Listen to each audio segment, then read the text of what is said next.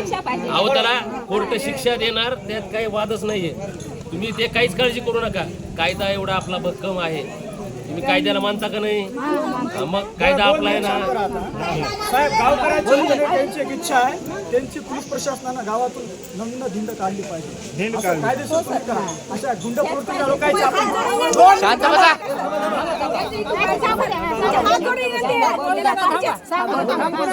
कायदेशीर आपण गुंड्याची धिंड काढतो साहेब. असे अनुसूचित प्रकरण घडू नये. जातीय द्वेष समाजात तेढ निर्माण होऊ नये याच्यासाठी अशा भडव्याची जर कायदेशीर तुम्ही धिंड काढली तर याचं समाधान पण गावात. इतर आरोप्यांची काढतात तशी काढा एखाद्या अशा भांडवल. त्याच्यामध्ये कायदेशीर गुन्हा दाखल झालेला तपास चालू आहे. त्या दृष्टीनं कायदेशीर प्रक्रियेने ज्या गोष्टी आहेत त्या होणारच आहे. ते त्यांना इथं गावातले आहेत तिकडे येणारच. त्यांना इथून कुठं त्याचं घर आहे गावाचं नाव कुठलं की उडे काय हे बघणार आपण. गावातलं काय झालं काही गोष्ट आहे ती कायदेशीर ज्या पद्धतीनं असते त्या आपण गुंड प्रवृत्तीच्या लोकांचे पोलीस प्रशासन धिंड काढतील तशी आपण काढावी अशी गावकऱ्यांची अपेक्षा आहे.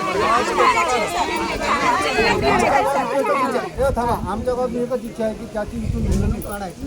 धिंड बाबासाहेबांच्या आणि आमच्या महिलेच्या पायाकडे कायदेशीर कारवाई सुरू चालू. जे कारवाया होती कायदेशीर कारवाई 100% काही काळजी करू नका. साहेब धिंडचा शब्द देणार कायदेशीर कारवाई म्हणायचं फक्त. नाही होत बाबा, जरासा त्यांचे गुन्हे झाले अपेक्षा आहे तुमच्याकडून साहेब. राधाईला फोन केले तर पुढे आणि याला रिकामी नाही. त्याची अंमलबजावणी करणारी यंत्रणा कोटी आहे तो. मोठाले माणसं पुढच्या समोर कसं असतं शांत राहा 2 मिनिट साहेब बोला. मला बोला.